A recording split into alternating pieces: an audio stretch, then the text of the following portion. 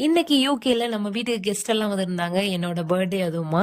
அதனால அவங்களுக்கு கேசரி, கோலா உருண்டை இதெல்லாம் குடுத்து நல்லா பரபரப்பா கவனிக்கணும் அப்படின்னு சொல்லிட்டு நான் பிளான் பண்ணிட்டேன். அதனால அவங்களுக்கு செய்றதுக்காக ப்ரிப்பரேஷன் முன்னாடியே முந்தின நாள் நைட்டே கொஞ்சம் கொஞ்சம் பண்ணி வச்சிருந்தேன். காலையில எந்திரிச்சோனே எல்லாமே ரெடி பண்ண ஸ்டார்ட் பண்ணிட்டேன். ஃபர்ஸ்ட் எந்திரிச்சோனேயுமே கேசரி பண்ணுனேன். அதுக்கப்புறம் கோலா உருண்டை பண்ணியிருந்தேன். பிரியாணி சைட் பை சைடா பிரியாணிக்கும் வதக்கிக்கிட்டு இருந்தேன் இந்த சைடு. இன்னைக்கு மாவு சூப்பரா பொங்கி வந்திருந்தது இட்லிக்கு. எப்பவுமே நான் வந்து மைக்ரோ ஓவன்ல வச்சு பொங்க வைக்க மாட்டேன். இன்னைக்கு தான் மைக்ரோ ஓவன்ல வச்சு புளிக்க வச்சிருந்தேன். மாவு சூப்பரா பொங்கி வந்திருந்தது. இட்லியும் பஞ்சு போல வெந்திருந்தது.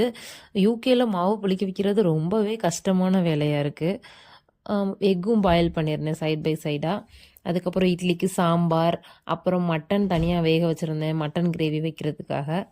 வடைக்கும் சைட் பை சைடா ப்ரிப்பேர் பண்ணி அரைச்சு, அதையுமே போட ஸ்டார்ட் பண்ணிட்டேன். கோலா உருண்டையும் ரெடி பண்ணியிருந்தேன். கோலா உருண்டை 65 காலையில் பிரேக்ஃபாஸ்ட்டுக்கு இட்லி, சாம்பார், கேசரி, வடை. பிரியாணி பண்ணுறதுக்கு வந்து அளவு தெரியாமல் எக்ஸ்ட்ரா ரைஸ் போட்டு பாத்திரத்தை விட மேலே பொங்கி வந்துருச்சு. கொஞ்சம் ரைஸ் கம்மியாக போட்டு வந்துருக்கலாம். வடையும் ரெடி பண்ணியாச்சு, கோலா உருண்டையும் ரெடி பண்ணியாச்சு. 65 அப்புறம் எக்கு. இது எல்லாமே கெஸ்ட்டுக்கு கொடுத்தேன். எல்லாருமே சூப்பராக இருக்குன்னு சொன்னாங்க. பாய், நெக்ஸ்ட் வீடியோவில் பார்க்கலாம்.